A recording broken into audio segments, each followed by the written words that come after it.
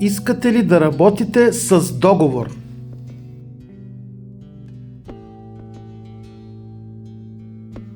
Да работиш като зелфстандих не е същото като да работиш с нормален трудов договор.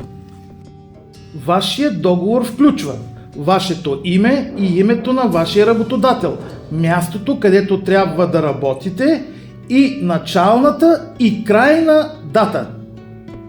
Каква работа искате да вършите, какво ви е заплащането, колко дълъг е договорът, проверете внимателно какво подписвате.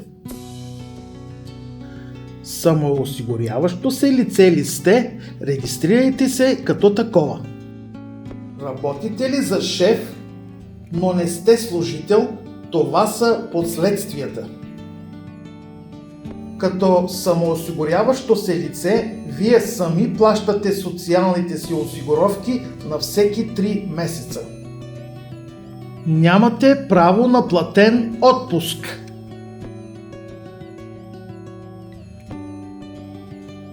Като самоосигуряващо се лице, вие сами плащате социалните си осигуровки на всеки 3 месеца.